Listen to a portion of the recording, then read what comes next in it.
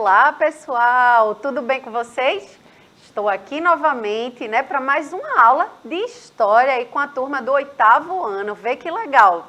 Sou professora Vanessa, da Escola Municipal para Aulas Digitais, e lembro sempre que eu estou muito bem acompanhada, A gente está aí com o Anderson, aqui conosco, fazendo a interpretação de Libras, deixando essa aula muito mais acessível. A gente tem uma galera massa também aqui na produção, Billy, Dalila, Deivinho, que deixa essa aula ainda mais bonita, muito bem produzida aí para vocês. E junto comigo aqui, o meu amigo, companheiro aqui de luta e caminhada, Luciano. Fala aí, Luciano, com eles. E aí, pessoal, tudo bom com vocês? Então, a gente está aqui para mais uma aula para as turminhas do 8º ano. E aproveita, para dizer, que você, se ainda não fez o download do aplicativo do Educa Recife, nosso produtor Billy Boy vai jogar aí no cantinho da tela.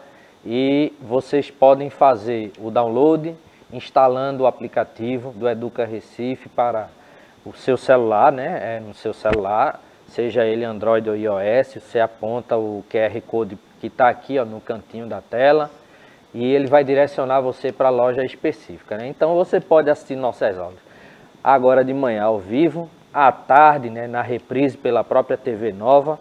Pode assistir no canal do YouTube e pode assistir pelo seu celular,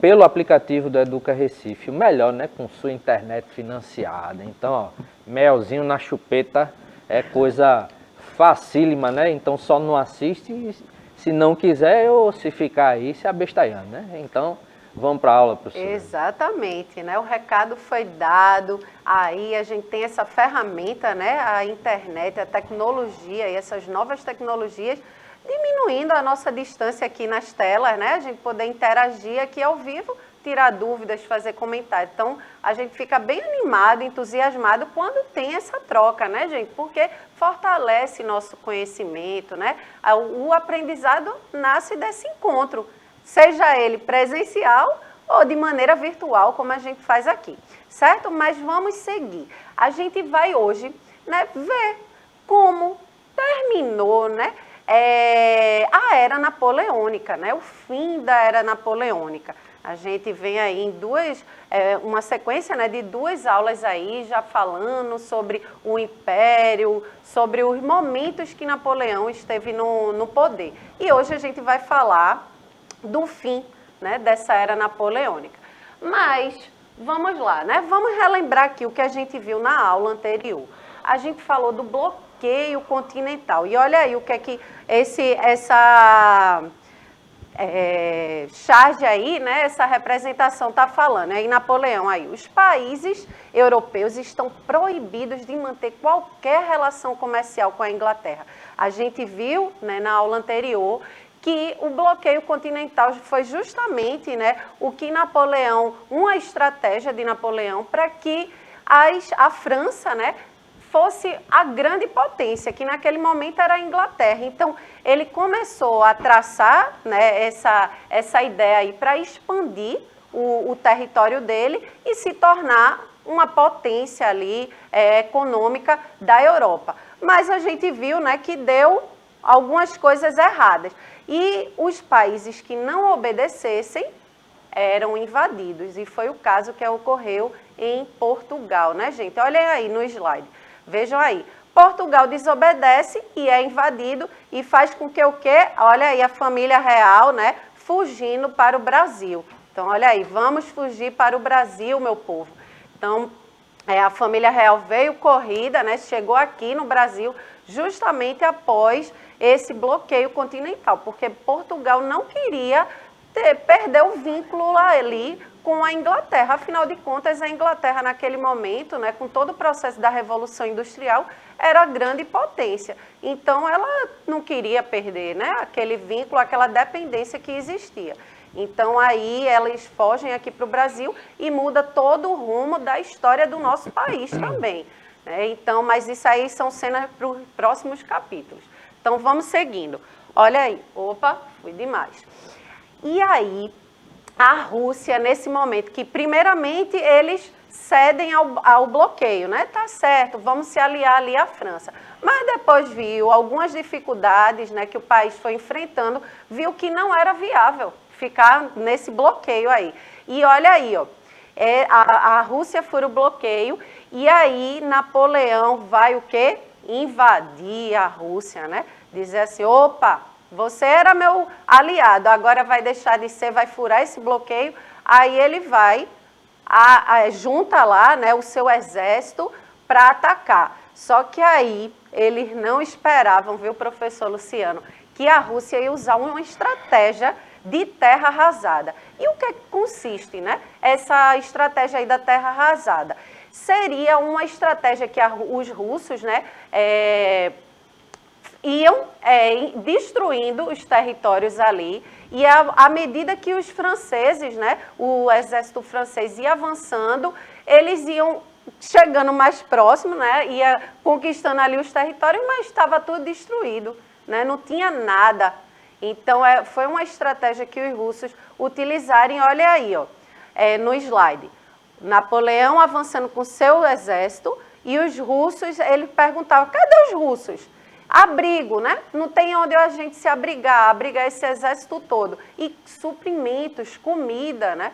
Então, essa estratégia foi enfraquecendo ali o exército de Napoleão, porque eles usaram essa estratégia, né? De ir destruindo a parte do território para que cada vez que os franceses e o exército francês fosse avançando, eles não iam conseguir sobreviver naquele território, porque não tinha suprimentos, não tinha comida, não tinha como se abrigar, né? E o frio também, que lá na Rússia é frio. Então, tudo isso causou o que vocês estão vendo aí no slide. Olha só o que está no slide. Napoleão aí disse, então vamos recuar, né? A gente não aguenta ficar sem comida, sem os suprimentos, esse frio danado aí, e aí Napoleão é derrotado, né? Derrota francesa. E aí chega ao momento do fim do bloqueio continental, né? Vejam aí no slide. Leiam comigo. Os russos romperam, né, o bloqueio continental e a derrota na guerra contra a Rússia foi determinante para acabar a era napoleônica, né? O fim da era napoleônica.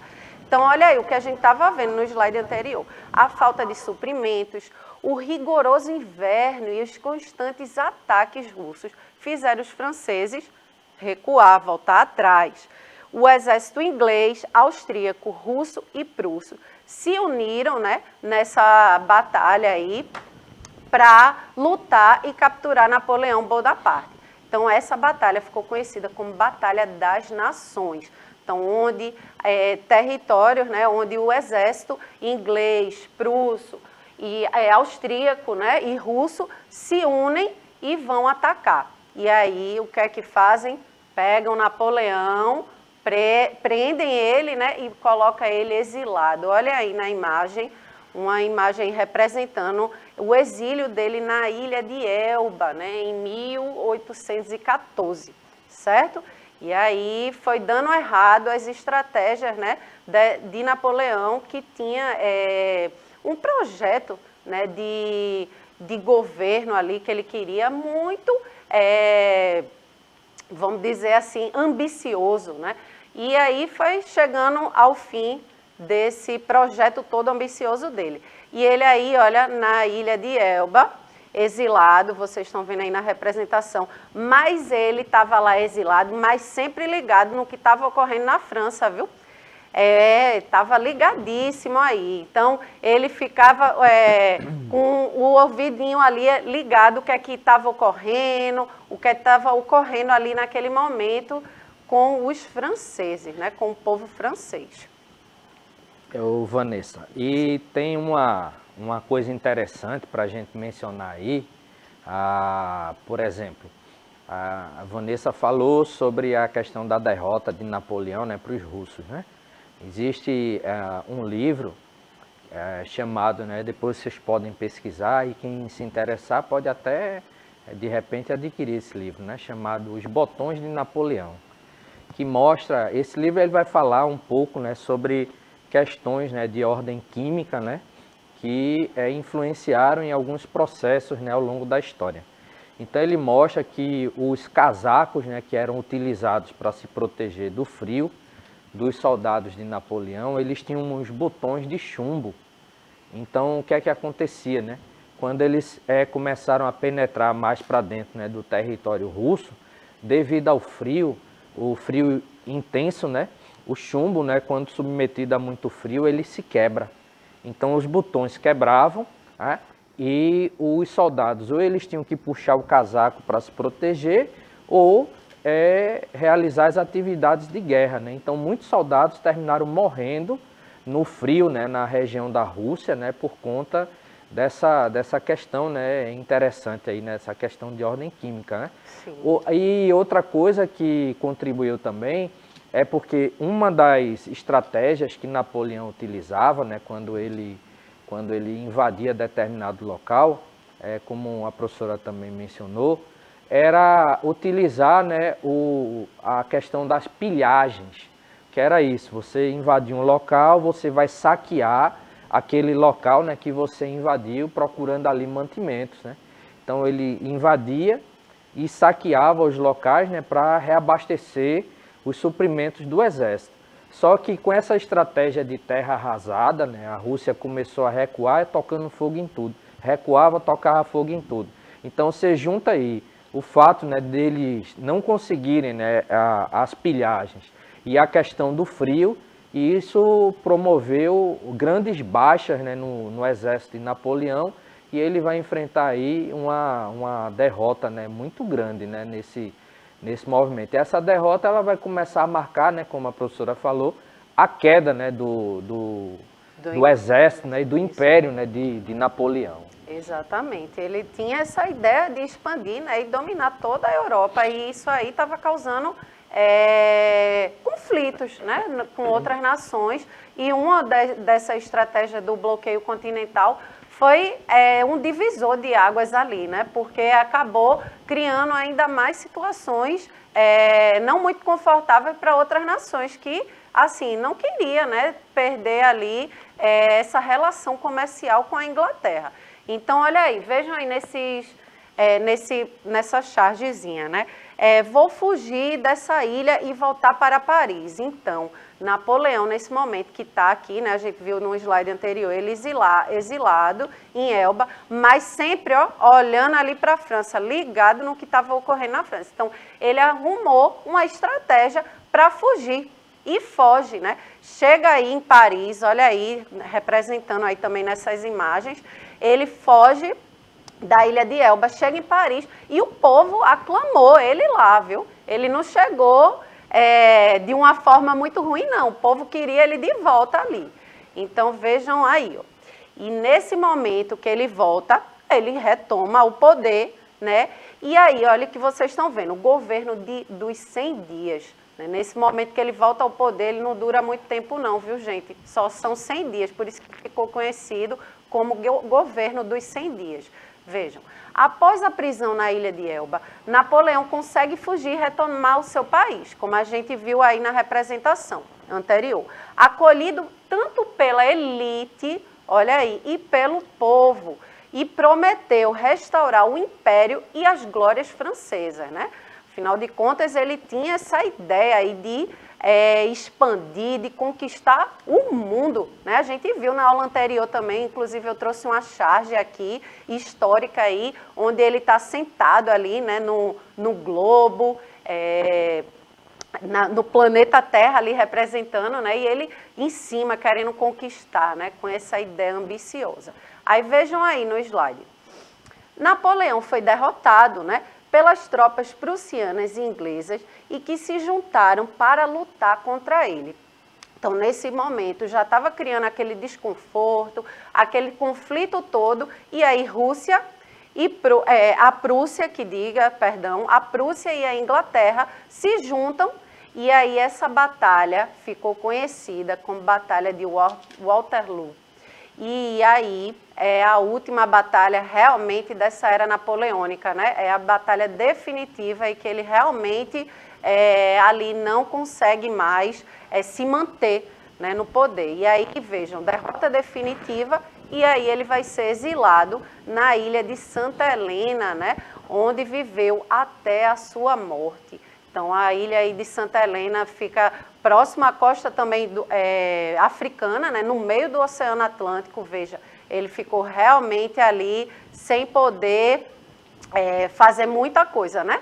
Exilado, ilhado, literalmente. E aí vocês estão vendo, né, uma imagem aí do lado dele na ilha, né, representando essa representação aí, ele na ilha, só triste aí com a derrota dele. E em cima tem uma imagem que vocês estão vendo, tipo, viva o imperador, né, porque isso foi quando ele voltou para o país, né, para a França.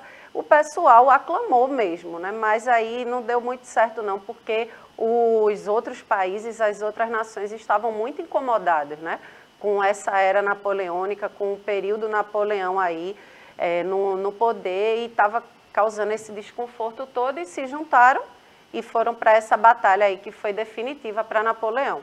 Vejam aí, outra representação, é a queda de Napoleão, né? E aí para ele acabou, olha aí, Napoleão triste na ilha de Santa Helena, que aí ele não tinha mais o que fazer, né?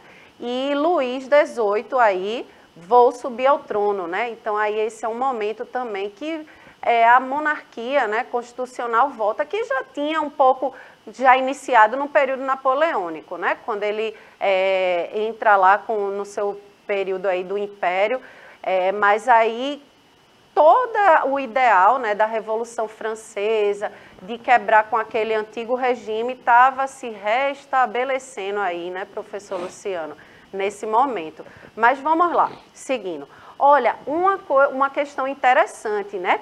A Revolução Pernambucana, né, que ocorreu aqui em Pernambuco, que a gente também vai estudar, né, que vinha com esses ideais de emancipação, de independência. Pernambuco foi um país, por poucos dias, um pouco mais que 70 dias, mas foi um país, né? A gente vai estudar isso detalhadamente em outro momento, mas nesse momento da Revolução Pernambucana de 1817, olha o que ocorreu, vejam aí no slide.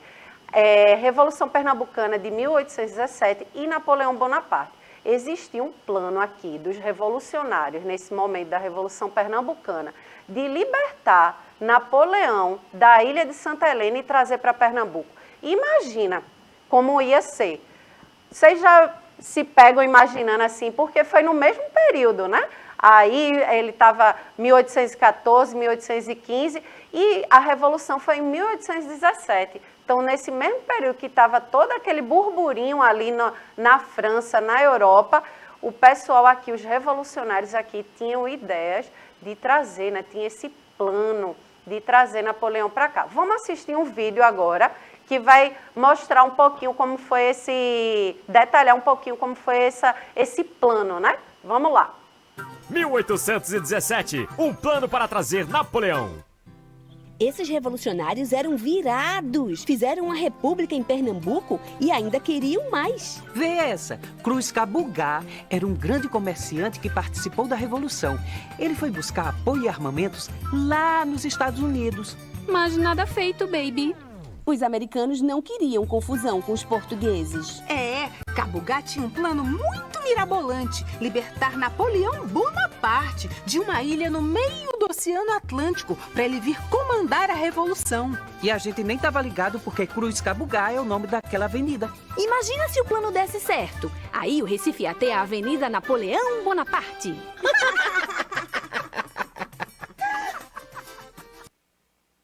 Olha aí, tá vendo? A gente viu que teve esse plano, né? Mas, infelizmente, aí não deu certo, ou felizmente não deu certo, né?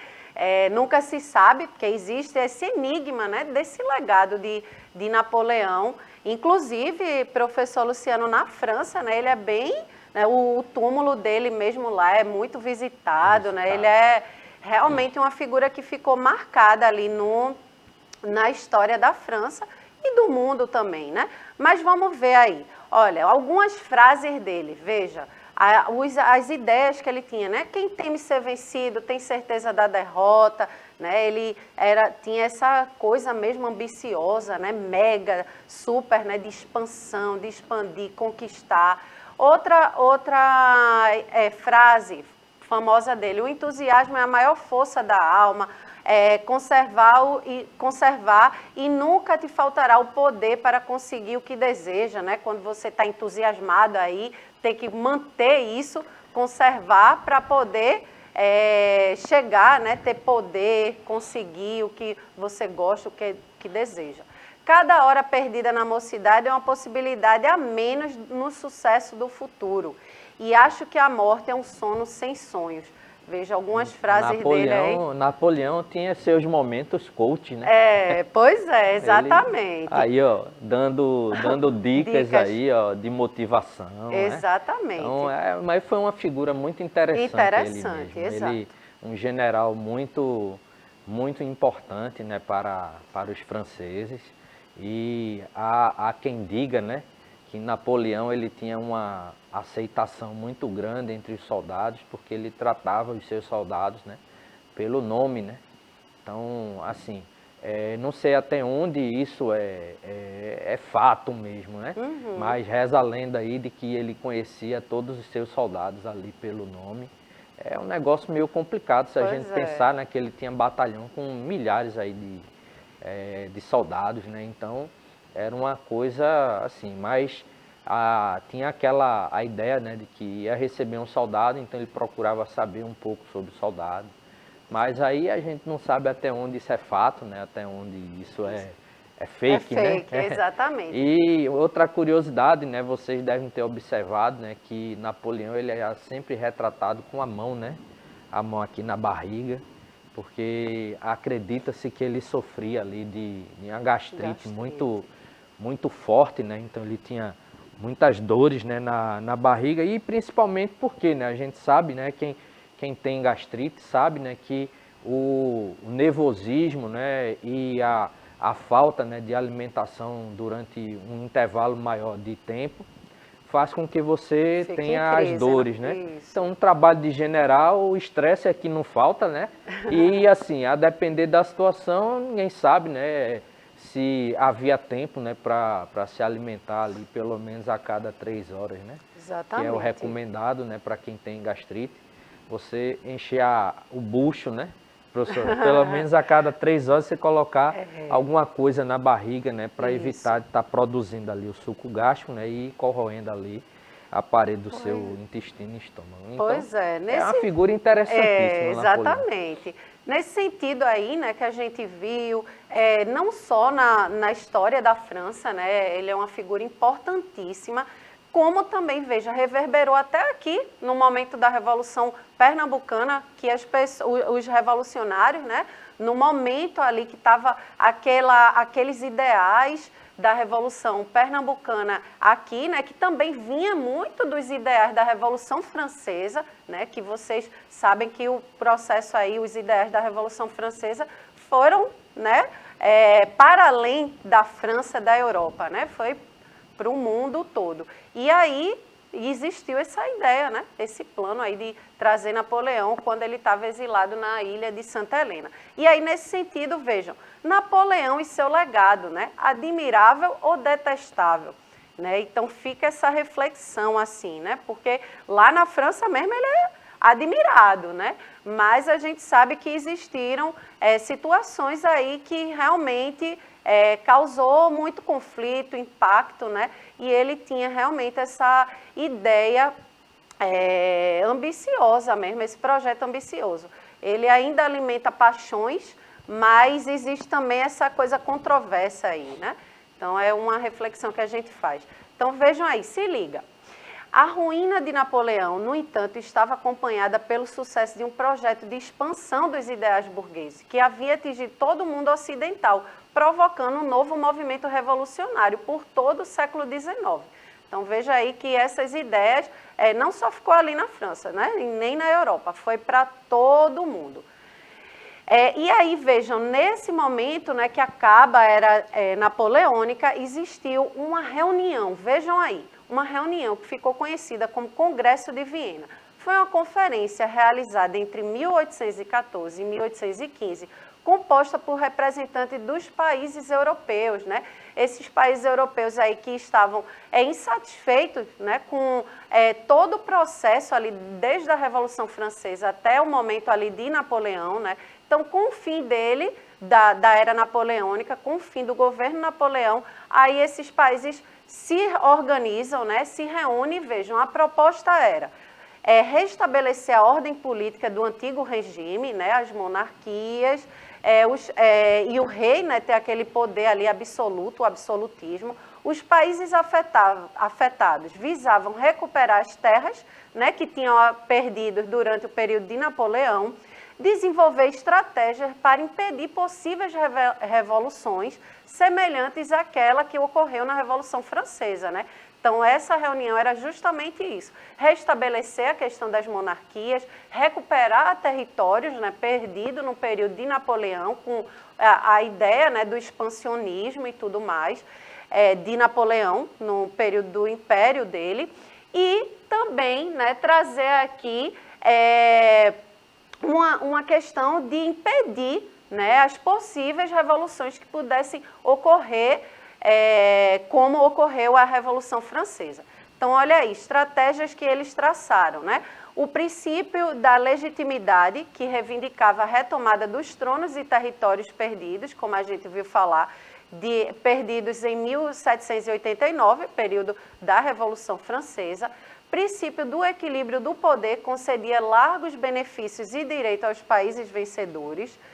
E a Santa Aliança, onde os países Prússia, Rússia e Áustria se unem, né, chamada essa Santa Aliança, se uniram, aí, se aliaram, e vejam aí a estratégia. Olha no slide, joga aí, Billy, obrigada.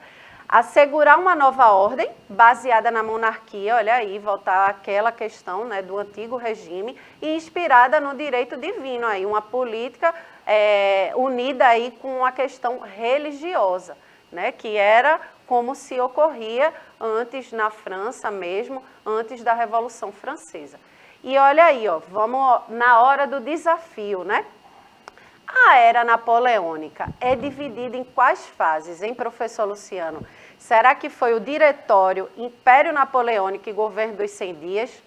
Ou foi o Consulado, Império Napoleônico e Governo dos 100 Dias? Consulado, Império Napoleônico e Diretório? Consulado, Diretório ou Governo dos 100 Dias? Qual será a alternativa aí correta das fases aí do período napoleônico, hein?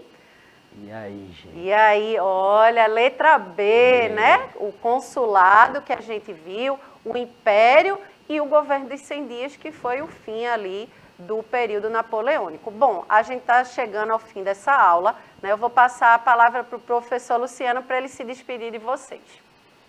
É isso aí, gente. Aula mara aí. Tchau, tchau. E até a nossa próxima aula.